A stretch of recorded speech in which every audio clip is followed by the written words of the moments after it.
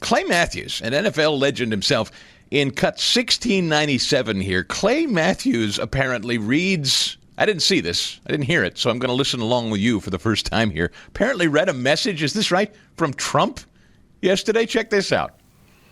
With the President Donald Trump, he asked me to pass a message along to all 32 NFL franchises. So let me tell you what it reads here, all right? It says, my fellow Americans, the Bears still suck! Little joke there. Little joke. I bet Trump loved it. What was the reaction in the hall there? I couldn't quite make it out. Was that booing? Was that cheering? How did you hear that? Let's be honest. I think it was about 50-50, Chris. I think we first heard the cheers and then the boos kind of crept in there. I think it was about 50-50. I wonder who do you think's in that audience? I don't know really the makeup of a draft day audience. It's a lot of potential college draftees and their families. Is that about right? Yeah. Yep. That's correct. And college fan? Well, all right, interesting. That's pretty funny anyway. Good bit from Clay Matthews there. 855 Stigall is our telephone number if you want to get in here on Open Line Friday. Your shot to talk about whatever you want. Interesting stuff from Scott Bessent, Treasury Secretary. Look, a lot of people aren't distracted with the Pete Hegseth stuff. They aren't really distracted with much else. Most people, when it comes right down to brass tacks, they're concerned about their pocketbook, their wallet.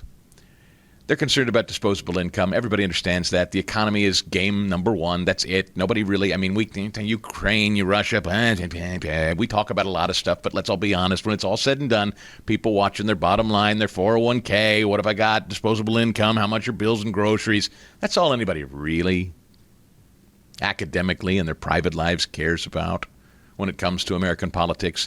And what can American politicians do to impact that? Again, today at the Harump Society, I write about the importance of what I call the external revenue system as opposed to the internal revenue system. I actually believe that we can draw revenue streams without stealing your money, confiscating your disposable income, but that's for another show. Treasury Secretary Scott Bessent had this to say, interestingly, about the trajectory, the pace in cut 1693, how quickly he thinks they're moving. He thinks they're doing better than they thought, as a matter of fact. And Bessent's not one for hyperbole. Take a listen.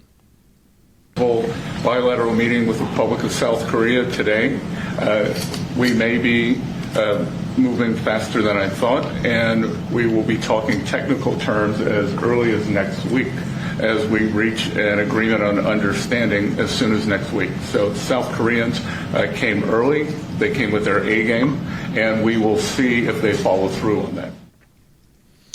Okay. South Korea came with their A game. We're moving faster than we thought, said Bessent. Now, Trump was asked about China. You know, this came up yesterday, and I can't be sure, but it sounds like this lamestream media member might have been listening to yesterday's show before going into the White House press briefing with Donald Trump, because they ask very specifically, there are people out there saying it's fake news that you're talking to China.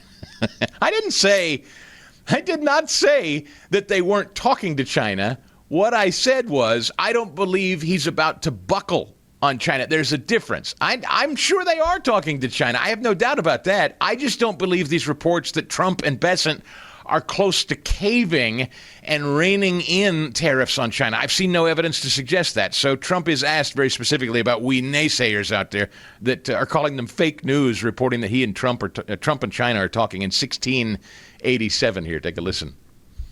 Can you clarify with whom the U.S. is speaking with China? They're saying it's fake news that trade talks are happening.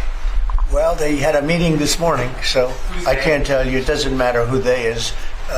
We may reveal it later, but they had meetings this morning, and we've been meeting with China. And so I think you have, Jeff, as usual, I think you have your reporting wrong. They're saying it's fake news that trade talks are happening. Now, I don't know. Are they referring to the show yesterday where I said I think it's fake news that Trump's about to back off of China? Is that what they mean? I don't believe that reporting. I'm not saying, of course they're talking. The Chris Stigall Show podcast.